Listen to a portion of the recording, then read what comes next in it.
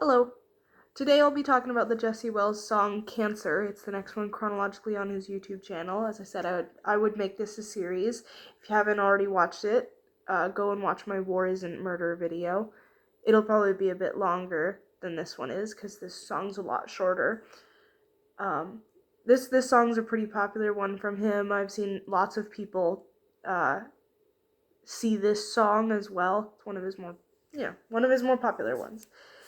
And I think for good reason. It's short but sweet. And so first, what I would like to talk about is the references to Monsanto, which is a large-scale agricultural and bioengineering company. They're responsible for a lot of GMO products and things like that. Like they work in agriculture and they genetically modify. Like that's their specialty, is genetically modified plants and all that sort of thing. And so GMOs are a very controversial thing, as I'm sure most of you know. There's a lot of doubt around GMOs. There's a lot of public scrutiny around them, and there's not a lot of research put into them that's at least like very publicly known. And so like, a lot of the research that is out there says that they're safe, but there's been lots of times where large companies will say something is safe and it's not.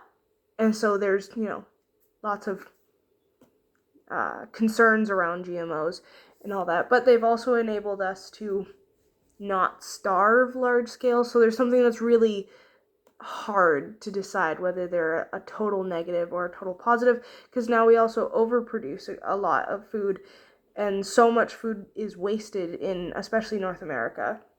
And of course this would be mostly referencing America, because that is where Jesse Wells lives, and most of the problems he talks about are everywhere, yeah, but from the American perspective.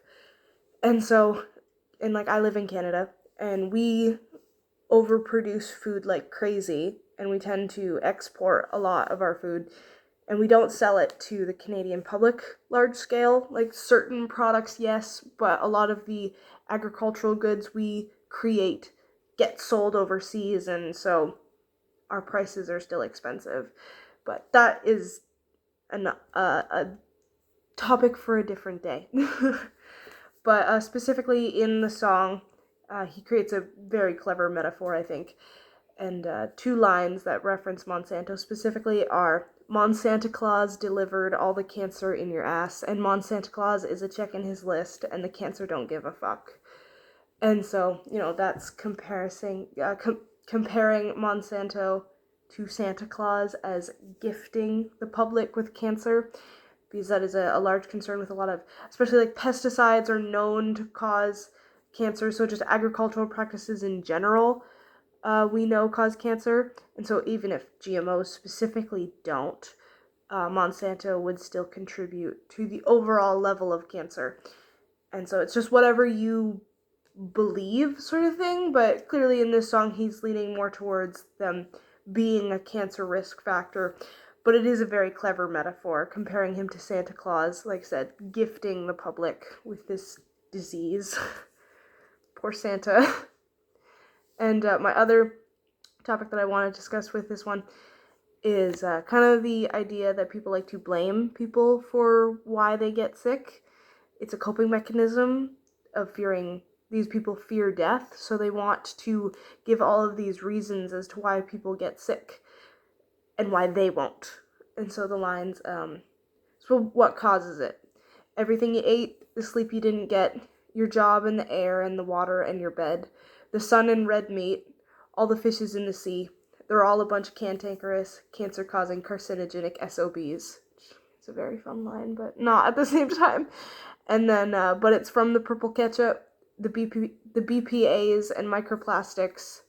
And then the other line, meanest of the rumors, it's your own personalized pan Pizza Hut homegrown little tumor. So I think those lines, talk about people's lifestyles and all that sort of thing, and kind of how companies deflect a lot of their own blame, because it's like, you eat red meat, so if you get cancer, I'm not going to get cancer because I don't eat red meat. It's your fault because you ate the red meat. You didn't have to eat red meat. You could have eaten something else.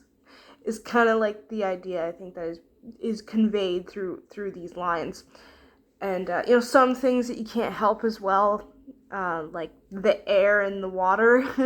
That's not stuff that you can help. Those are things that are caused by large companies that pollute the water and they pollute the air, and we have very little control of that at the end of the day. But I think the other kind of lifestyle factors definitely point at like people's blaming habits when it comes to cancer and other diseases as well. Like, oh, you had a heart attack, but that's because you ate McDonald's sometimes. I don't eat McDonald's, so I'm not going to have a heart attack. It allows people to feel better about themselves.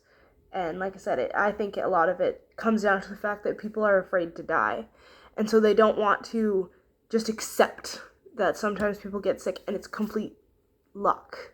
Like of course, there are certain things you can do to increase or decrease your chances of getting sick. But it's also a roll of the dice. You can smoke every day and not get cancer. Or you can go for runs every day and die of a heart attack at 50. There's certain things that increase your chances, decrease your chances, but there is no guarantees in life. And so I think people like to point blame, though, so that they don't have to grapple with the fact that it's random. And I also think, like I said, it allows large companies to not hold themselves responsible. So, like, I think that's where the line meanest of the rumors kind of comes into play, is because it's like they can be like, oh, pish posh, sort of thing. The concerns with our companies are just rumors. Everything's safe. Don't worry about it. It's kind of the idea. And, like, whether you want to say that's conspiracy theory, you can go ahead. But I think it's true, is that a lot of the things that we say are safe, especially in our food products, I don't think is safe. And lots of people don't think is safe. And you can argue that all you want. But I do think that it allows companies to put things that are harmful in our food and in everyday products that are slowly killing us, that, are cheaper for them to use or something like that. Or there's not good alternative products, so they have to use them to make whatever it is you want. And last but not least is the idea of cancer being a business. It's a big business. And the line that goes towards this sort of thing is, I wish I had the patent on the cancer screening. I'd be printing cancer dough. And cancer is as lucrative a business as a war, so if you ain't expecting peace, then why expect a cure? I really like that line. It's very poetic. And I feel like everyone kind of knows this, especially in the United States, but this still goes for everywhere, even if you have free healthcare. I feel like it applies to everyone to an extent, but especially in the States. There's so much money that is made through illness, and like specifically cancer is obviously what he's talking about here, but just every illness, there's a lot of money to be made. There's the hospitals that, okay, again, talking about with America specifically, the hospitals get the individual patient's money through all the repetitive treatments like chemotherapy and all that sort of thing. And, the various treatments that different cancers require, they are difficult to treat as of now. So you have to keep coming back and keep giving them excessive amounts of money. And, like, in the States, like, so many people die of these because they simply can't afford them, because maybe they don't have the correct insurance, or their insurance doesn't pay for all of it. It's disgusting. But no matter what, the hospital is making its money through that. And then the pharmacies are making money through the chemo pills, through painkillers, through, all these different avenues. And then clinics are getting their money through blood transfusions that a lot of people with cancer need. And so whether they come to your house or you go to them, that clinic is making money because they have to go and pay the technician to do it, and you have to pay them, and etc. I'm sure you know how that works. And so there are so many avenues where cancer makes money for the healthcare system. But then there's also the charitable aspect, which sounds well and good, but there's billions and billions of dollars that has been put into cancer research. And then you'll find out the CEOs for these non-profits are millionaires from their non-profit organization. And it's like, yes, of course, they need to be paid a salary to do it, because even though it's a non-profit, I feel like that that term's misleading, because like when something's non-profit, it doesn't mean that people aren't profiting off of it.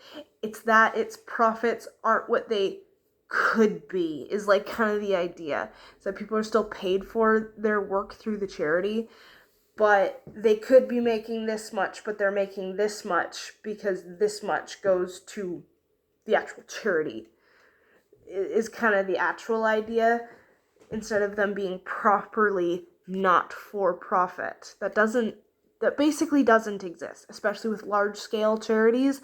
That doesn't happen very often.